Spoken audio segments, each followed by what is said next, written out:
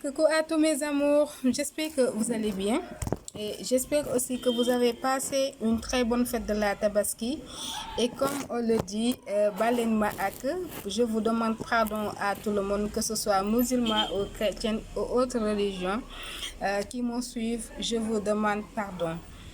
Donc, bonne fête de la Tabaski et que Dieu nous donne, nous accorde toute sa grâce. Mes amours, cette vidéo s'adresse à nos frères qui sont à l'extérieur et comme on le dit, on les nomme les Sénégalais de l'extérieur. Parce que les Sénégalais de l'extérieur ou les Sénégalais de la diaspora. D'accord, mes amours, il y a vos femmes se plaignent. C'est pas une seule, plusieurs femmes se plaignent de vos comportements envers elles.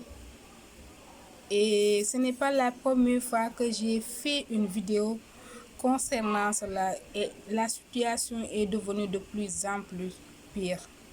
Et comme je vous l'ai dit la première fois, ce n'est pas facile d'être loin de sa famille, ce n'est pas facile d'être loin de ses amis, ce n'est pas facile aussi d'être loin de ses parents, d'être loin de ses enfants, parce qu'il y a des femmes qui ont laissé ici leurs enfants pour aller rejoindre leur mari à l'extérieur pour travailler et pour pouvoir amener de l'argent ici pour soutenir la famille. Ce n'est pas facile. Donc c'est à vous de les aider. C'est à vous d'être plus mature parce que normalement on dit que la femme est immature. Donc c'est pour cela qu'on l'a amené pour que l'homme puisse l'éduquer, pour que son mari puisse la compléter. Mais je crois qu'il faut revoir cela. Oui. D'autres me diront que qui es-tu pour de dire ce qui est, je ne sais pas si c'était mis dans le Coran ou bien dans la Bible et tout, mais il faut vraiment revoir cela. Parce que des fois, c'est la femme qui construit l'homme. Des fois, c'est la femme à qui on a amené pour que l'on puisse la compléter, pour que l'on puisse bien l'éduquer, pour que l'on puisse la mettre dans de bons chemins. C'est le contraire. C'est le contraire. Ne nous sous-estimons pas aussi. Des fois, c'est le contraire. Des fois, c'est la famille qui dit merci à la femme. Tu nous as rendu notre fils. Tu nous as changé notre fils. Donc, c'est juste une parenthèse. Je parle de ce que on nous a enseigné, on nous a mis dans nos têtes depuis des années, depuis des lustres, que la femme est là pour que son mari puisse la compléter. De grâce, messieurs, soyez plus indulgents. Il faut vraiment aider vos femmes. Il faut vraiment, il ne faut pas que vous vous fassiez pousser par la belle vie, croquer la vie et oublier les chartes que Dieu vous a mis. Et oublier que vous avez amené une femme auprès de vous et que cette femme, vous devez la soutenir. Cette femme a laissé ses parents. Ce n'est pas facile parce que si c'était ici, cette femme serait auprès de ses parents. Cette femme au moins aurait une mère, une tante ou bien une amie, une cousine, une épaule où pleurer à qui elle va demander des conseils. Mais cette femme est loin de tout cela. Donc c'est à vous d'être plus mature pour la réconforter. C'est à vous de la protéger, mais non mes hommes. Mais non mes frères. Au lieu de cela, vous faites toujours le pire. Vous faites toujours le pire.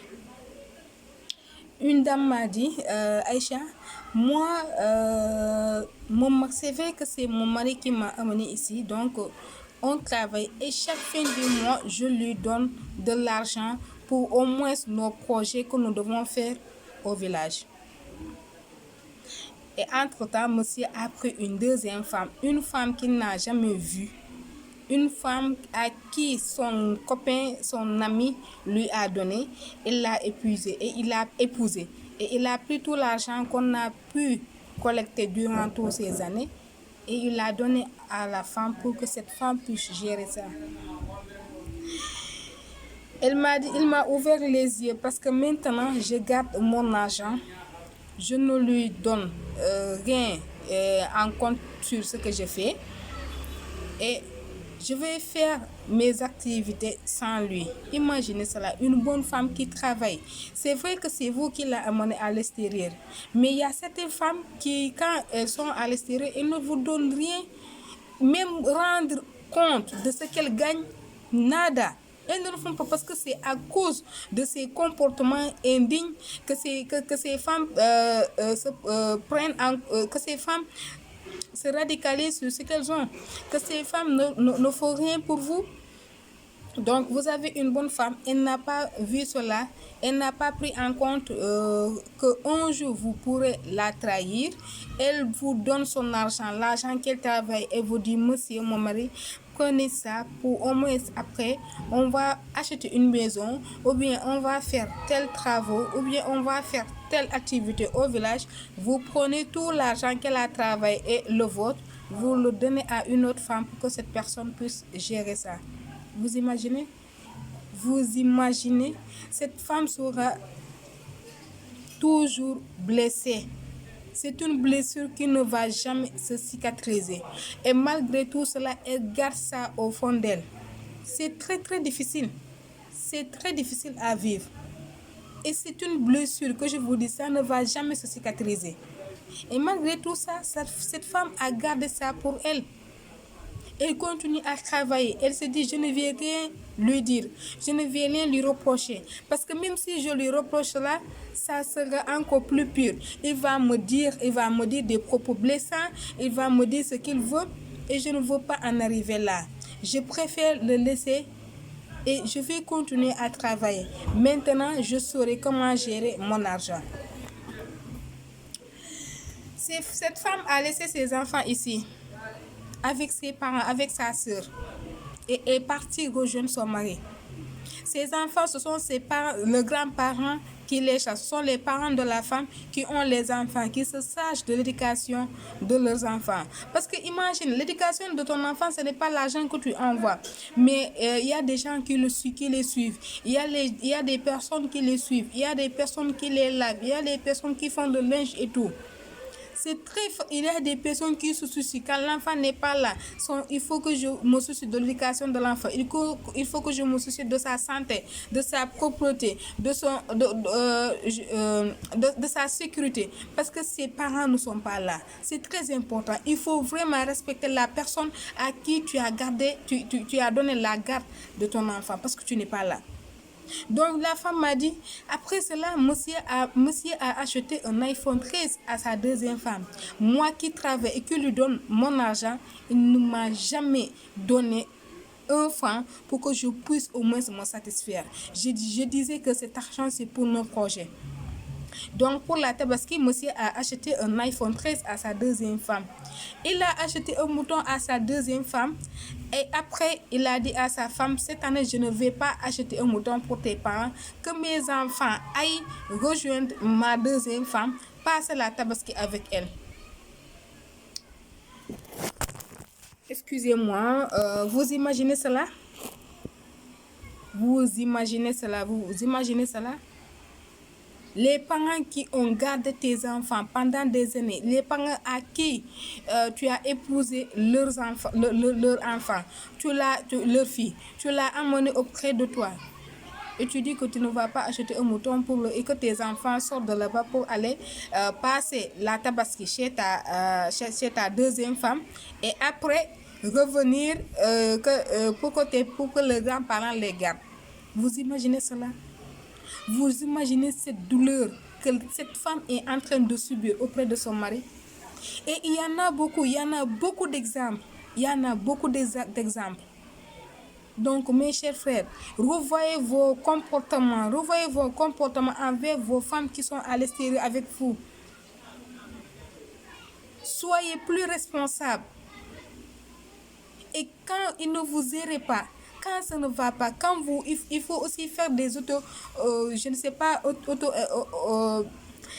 il faut aussi penser des auto-réflexions. Réfléchissez sur ce que vous êtes en train de faire. Réfléchissez sur ce que vous êtes en train de faire, s'il vous plaît. Vous faites souffrir une femme qui n'est pas là-bas. Vous faites souffrir une femme qui a laissé ici ses enfants pour aller vous rejoindre. Vous faites souffrir une femme qui travaille et qui vous amène son argent. Et aujourd'hui, voici le résultat. Voici le résultat que cette femme est en train de récolter. Cette femme est humiliée devant ses parents. Cette femme ne vaut plus rien devant toi. Cette femme ne vaut plus rien devant ta femme que tu as, ta deuxième femme que tu as épousée. Cette femme que tu n'as jamais vue. Vue que sur photo ou bien sur vidéo. Vous imaginez? Vous imaginez la douleur que cette femme est en train de vivre? Maintenant, son foyer est parti en elle, elle ne se parle plus parce qu'elle a refusé catégoriquement, elle ne se parle plus avec son mari parce qu'il ne l'écoute pas. Donc, faisons très attention sur ce qu'on est en train de faire. Et aussi, les femmes qui sont à l'extérieur, ça c'est une autre vidéo. Je vais vraiment expliquer ce qu'elles sont en train de vivre, ce que les maraboutages qu'elles sont en train de subir. En tout cas, je les plains beaucoup. Donc, voici l'histoire que je suis venue vous raconter aujourd'hui pour vous dire, Sabali, pardon, excusez-nous. Faites très attention sur ce que vous êtes en train de faire subir à vos femmes qui sont auprès de vous. Faites très attention. Donc, sur ce, je vous dis bisous. À tout à l'heure pour une autre vidéo pour vous expliquer. Et aussi réveiller les femmes qui sont à l'extérieur. Et je pense que après cette vidéo, ces femmes feront très attention à leur ménage. Ces femmes feront très attention à leur vie. Parce que c'est très important. Bisous pour une autre vidéo.